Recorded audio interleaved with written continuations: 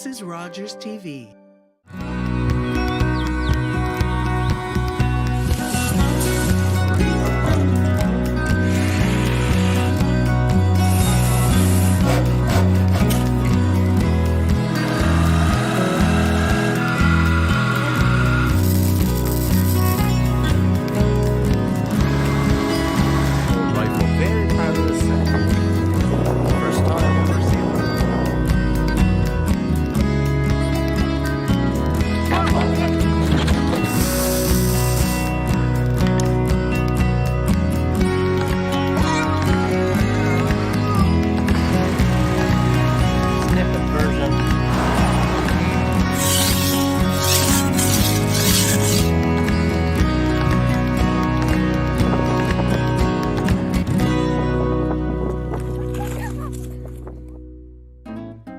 Hey, welcome back to another episode of the Newfoundland Hobbyist. I really appreciate you being here. Today I want to talk about a hobby that kind of started a lot of my other hobbies, and a really fun one that I think you can all participate in with very little initial effort. You don't need a lot of tooling, and it's a whole lot of fun. I think you'll find a lot of joy in it. And that is the hobby of axe restoration. And there's so many other little hobbies entailed in that, woodworking, sharpening, and different things. We'll go through it.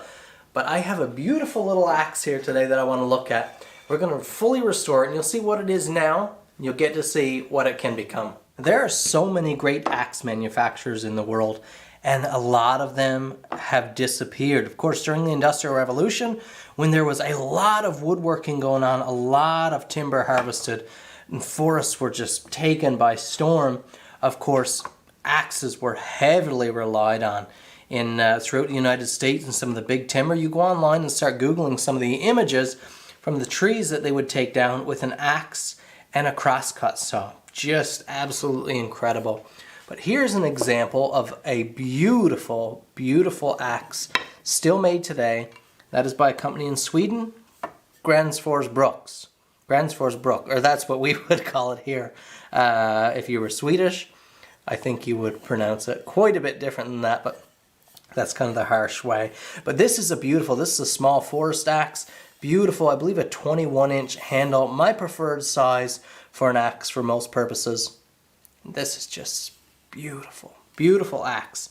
Wetterlings, a company that they announced their closure several years ago, but a long time axe manufacturer again in Sweden. Now, like a lot of products this day and age, quality has gone down big time, and for a lot of axe manufacturers, a lot of the axes you see now in your local hardware stores and things like that, quality is very low. Cheap, real cheap, low carbon content steel that just can't hold an edge. Just garbage. Poor or no sheath. Poor quality handle materials. Just bad selection. Far from premium hickory. Just a lot of problems. Of course, companies like Gransforsbruk and Council Tools and things like that are making real high quality axes, but you're talking up $200, $300 for an axe. And although that's lovely, a lot of the fun I have found over the years is in building your own axe. And in building your own axe, you can potentially get a premium tool, premium grade, for a very low cost. This is an Elwell axe head. And axes are usually measured in weight, not dimensions. So this is you can see there, 1 1/4. So this is a 1 1/4 pound axe head. So just like you would have a 4-pound maul or an 8-pound maul, axes are measured the same way. And there are all types of different patterns. It's a whole culture just built into axes alone. You can have so much fun learning about it, learning about the history. Again, with the Industrial Revolution, brought so many different companies, and they all have a rich history throughout Europe and the United States and Canada. Our very own Canada produced some beautiful axes as well. Up in the Welland area in Ontario, the Welland Vale axe line, premium and pretty rare if you can find one around. But this one was probably made, by my estimates, late 1800s. Elwell from England. You can still see made in England. Sometimes the stamps are largely have been worn out or carved out or sharpened out. But you can see lots of steel. This little head still has a beautiful taper for £1.25. I haven't weighed it, but I guess that it still weighs pretty much £1.25. And we are going to turn this into a premium axe today. My first step is to wire wheel. After I drill out any old handle that's been epoxied or hammered in there, usually they have screws in there keeping them tight and everything. But then I wire wheel and get off as much dirt as possible.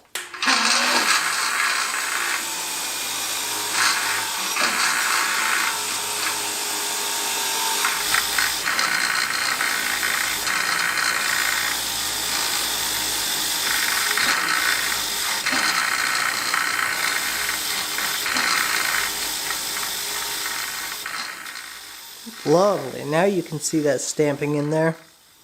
I've taken off most of that scaling.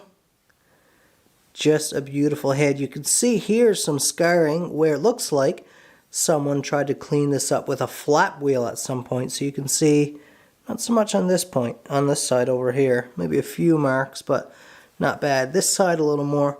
So you can choose now how much you want to do. I've taken entire axe heads, taken the whole surface off, hand sanded them and polished them, which is an extreme amount of work, but a fun project, rewarding when it's done. You have something truly custom and special. For this one, I love the character marking on it. I love these markings where the axe head was pounded on at some point, and this little bit of flaring here is pretty minimal, nothing breaking or flaking away. I'll leave that there. Now it's time to select a proper handle to our axe, and there's a lot of things to touch on when selecting the proper handle as well.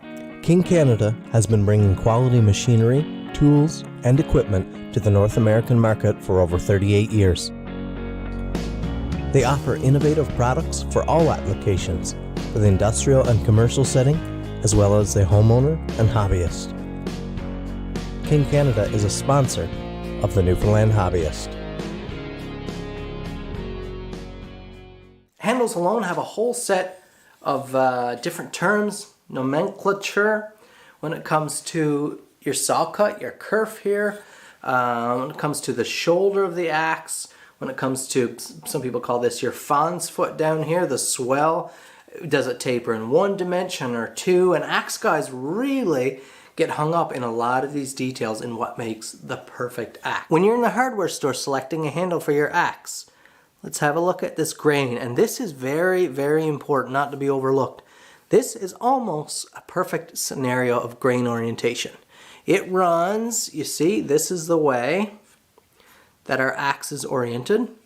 That grain runs straight down through in this dimension like this. Now it makes sense that when an axe strikes, most of the tension throughout the handle is applied on this underside of the axe right here. The axe wants to go down this way, right? With our grain oriented in this dimension, the axe is very strong in that dimension. With these long stretches of grain running down through the handle here, right from tip to tail, you have the same piece of wood attached up here as is attached to your hand here. That wood is supported all the way along on each end like a brick. Now this old handle, it's almost a worst case scenario. I cut this off of a customer's axe a while ago when I replaced it for a proper handle. This is almost worst case scenario. And you'll see this a lot in hardware store handles, so if you're picking out an axe and there's 20 on the shelf, look for the right one. Notice the way the grain is running in this handle. It's running across this way. And now think of our example. When an axe strikes, the pressure is driven downwards. This is downward force throughout the handle. Your hand is driving in. You have this force driving up, this opposite reaction here from the wood. So all your pressure is on the underside. Now when your grain runs this way, this is the underbelly of the axe here. This is the underside of the handle. Notice there is what's called grain runout. And that means this little bit of wood that's attached right here to our axe head only runs to right here. It only runs to right here and here and here. And you can see where it runs out all the way back. And so when you strike and you have all that downward pressure throughout here, this is a lot more likely to delaminate. And most axes you see where the handles break have grain orientation like this, and they break through the grain. So they smash out through, and you have a spear attached to your axe head and a spear in your hand because they separate from each other. The only grain in this handle that runs the entire length, connects your hand to the axe, is right here, right throughout this straight middle strip. This little bit, maybe an inch here. All the rest runs out here. This is separate back here, runs out. This palm swell runs out. And all this up here runs out as well. So this is almost worst case scenario. This axe is likely to fail with much use. And so for this head here, I've had this little handle sitting here for years. It's almost perfect in size. It's a perfect, we won't need to do a whole lot with getting it through the eye here at all. But pretty nice, little bit coarser grain than I would like. Now I understand for an axe this small, you're not taking no massive swings. It's not taking a terrible amount of abuse anyways, so you can kind of get away with a little more run out. It's not as serious an issue. But this one still has no run out, front to back, just on the sides, just how you would want it. First step in fitting an axe handle, have a look at the end like this. Take your axe, place over the eye. Where does material have to be removed? Do you need to remove any at all? Not often are they a straight through fit. Now I can see front to back, or this dimension, I don't need to take off any material. We're almost perfect in there. But I do have quite a bit too much bulk here. Work in small increments. I don't have to remove a lot of material, otherwise I'd use a draw knife or a spoke shave. In this case, I have some good files. Vintage quality wood files here. For a long time I used what's called a 4-in-hand file. Some people call it 4-in-1. These are woodworking files, great for something like this. You have a flat course, a convex course, and you have a little more fine flat and convex. And these chew off material pretty good. You'll just want to start carving away, and you can carve away that shoulder pretty quick. So be careful. As you start getting closer to finish, you can switch to the finer so you don't end up with too deep of striations in there.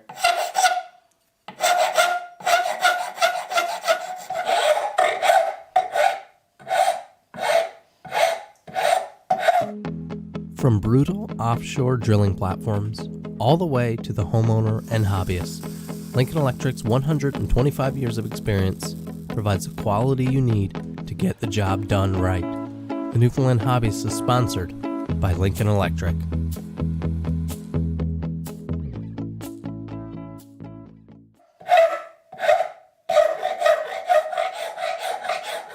And while it doesn't really matter how this surface here looks, this shoulder, it's going to be hard to clean up after. So you want to get that as fine as you can with a file and bring it in with some sandpaper now. Make it nice and pretty. Okay, here we go, the mounting process. Little bit, I like boiled linseed oil. Classic, heavily used in axe production. Boiled linseed oil. But be careful with your towels. Don't throw them in the garbage bin.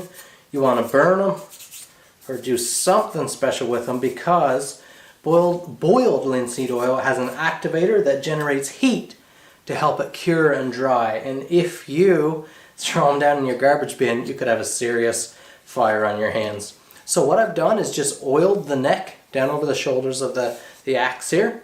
I'll push it as far as I can do. Now I'm going to grab my cherry mallet, and this might seem odd if you've never seen an axe properly mounted. You might think you'd have to hit the head. That's not the case. That's not the most effective way to do this. The most effective way is to hit the bottom of the handle. Just let it slide slightly. Don't hold it. You want to let inertia wants to keep the axe head right here in space. Inertia wants to stop the head. So by driving this, forcing the handle, the axe wants to stay there. You're driving it through. And you can already see with those two cracks on the bottom, we're already almost flush with the top of the head. And we're protruding. We're watching the shoulders. Watch what it's doing down around the bottom of the head. Is it seating all the way? Seating beautifully.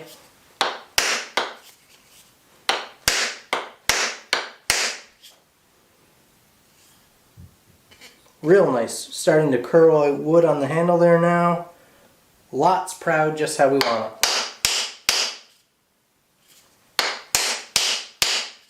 Let's have an inspection here. That is almost poster perfect fit up. It's down, it's so tight that we have a slight curling all the way around, no gaps. Look at that, that little bit of curling, that little bit of peel, right down to the shoulders. That's the right amount exposed on the top. That is pretty much a perfect, not to toot my own horn at all, I've done a lot of these. They don't always turn out this well. But that is what exactly, that's about textbook, what you should have end up with right here.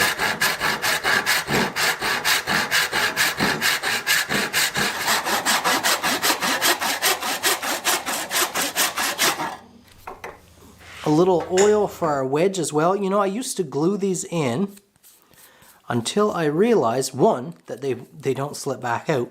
But two, if you don't glue them in, then you can potentially pull them out at a later date and refit your handles. Sometimes your handles shrink up a little bit. They dry up with different changes in humidity. And if that was to happen, you could pull out your wedge, carve your shoulders down a little bit further, and re-wedge. Slightly bigger wedge. Done deal.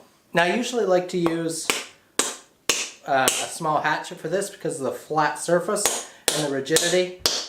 I don't know where my favorite axe for it is, so I'm just going to use my wooden mallet here. Watch what's happening, don't split your handle out. Yeah, nice. And you can see at the top of the handle here is actually flared out because we have that amount.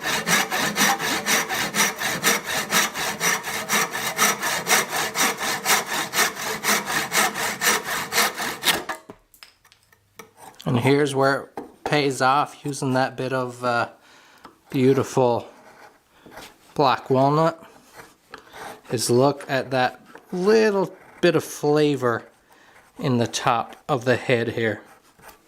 Just gorgeous, the color we have there now. A lot of these handles usually aren't finished very fine from factory. Sometimes they're coated with varnish. They don't have quite the shape you want. Now's the time to refine that. Hand sand it in, get the right shape, a nice smooth finish. You don't want all this coarse texture. Now's the time to put the finishing touches on your handle. Now every axe needs a sheath, and I'm going to show you guys how to design a beautiful little sheath. If you can come up with some leather and a few basic supplies, this is a great early on project to your leather making career. Let's get to work here. I'll show you first how to make a template. Now if your axe has a substantial, what's called a beard, which is a big underhang right here, let's say your axe comes out like this, then you can make a one-part sheath without any kind of a strap. Now an axe like this that is pretty much straight profiled, you don't have that option. You're going to want some type of strap that goes around the shoulder of the handle here. So what I'll do, I'll trace the shape of my head like this, and we'll give probably a 1/2 inch or a little more top and bottom. Now you're going to want to go a little bit more straight here like this, because if you neck in like this, for example, when you try to pull out, you see that? You won't have enough room. So you want to come a little bit more of a straight profile. That's just handy about like that. Thinking maybe a starting here actually. Maybe we'll do a cool little turn, something like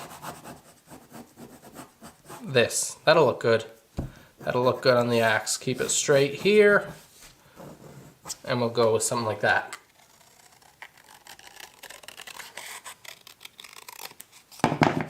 Something like that. So now you can go to the other side and get an idea what our sheath will look like on the axe. I think that's lovely. What we can do, I'm tracing that back on a sheet of paper,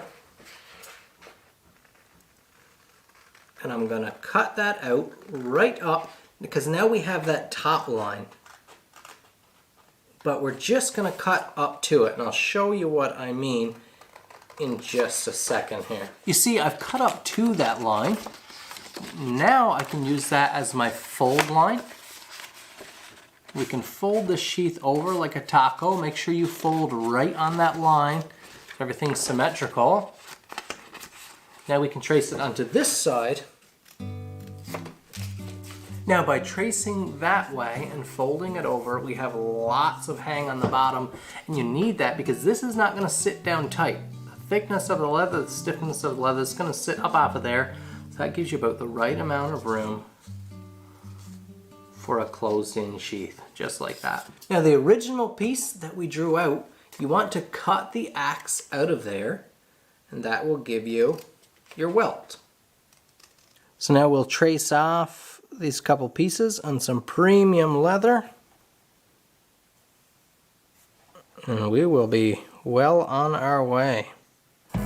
Century Welding is an online Canadian outlet for premier welding and cutting machines, equipment, and related accessories and replacement parts. Shop for your welding machines and accessories, consumables, and even your safety apparel. The Newfoundland Hobbyist is sponsored by Century Welding.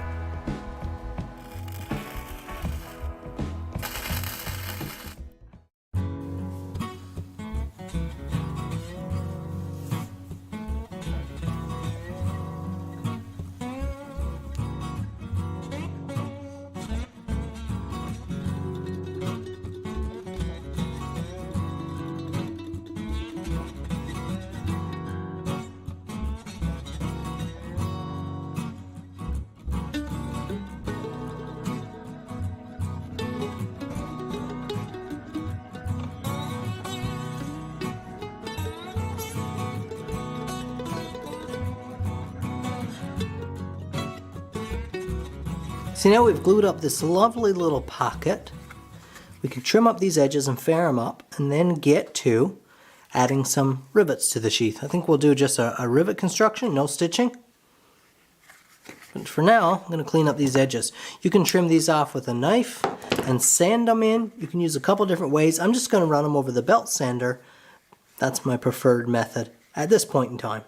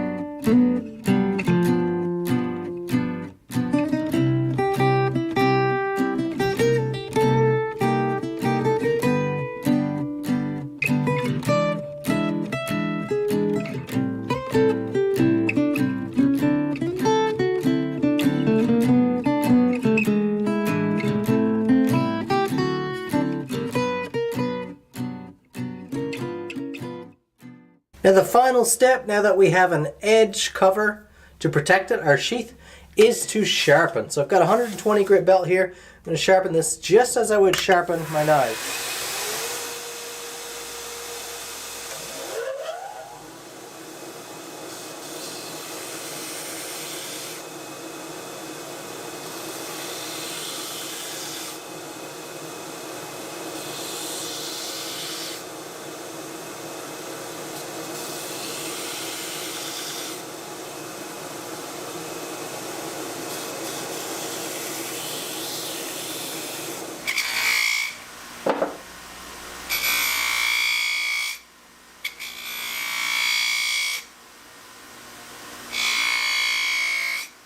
Isn't that a pretty edge? You see, I just went with a slightly steeper bevel right up here near the edge, and then I polished some of the old steel that I cleaned up years ago when I first got this axe.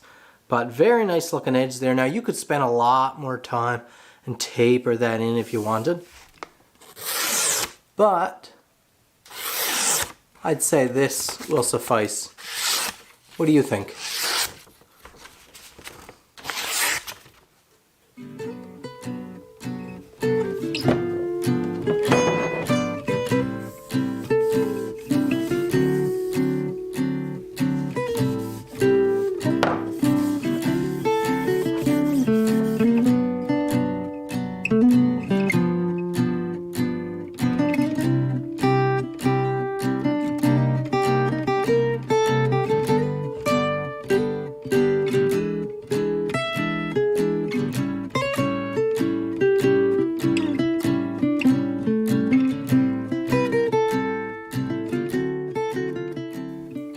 And now with that razor edge, let's get our leather edge protector on there. Get it snapped in place, and look at that package. For one, how rewarding is that? You have this beautiful story, this little axe head that I think I got it maybe for $5 or $10 from an old guy in CBS back in the day. Back when I lived in the St. John's area. But the beautiful history of this head. What a beautiful mantelpiece this would be. Just to do like this. You could even take some time if you want and airbrush the handle, airbrush the sheath, make it look even more special. You could do some engravings. I've seen all sorts of stuff. What a fun hobby just to have fun building these and putting them on the mantle or collecting them. That said, this is as effective as a tool as the day it was made back in the late 1800s. Just as effective, maybe more so with that edge. Maybe it didn't have quite as good a handle. Surely it didn't have as good a sheath as this with this premium leather and stuff. Probably didn't ship with a sheath, but this is a beautiful tool that you could put in your bike or in your hunting vehicle, whatever. What a great gift as well. Pop, grandfather, granddad, whatever term you use in your area, you could put one of these together for your little grandson, or something of that nature. You know, what a great gift. Or I've known people to give these out to their groomsmen, grooms to give these out to their groomsmen. But what a great hobby. I really hope you've enjoyed following along, getting a little taste of it here. I really appreciate your attention. Thank you for watching. I want to give a big shout out to my sponsors who help make this show possible. And as always, make sure you tune in next week to the Newfoundland Hobbyist.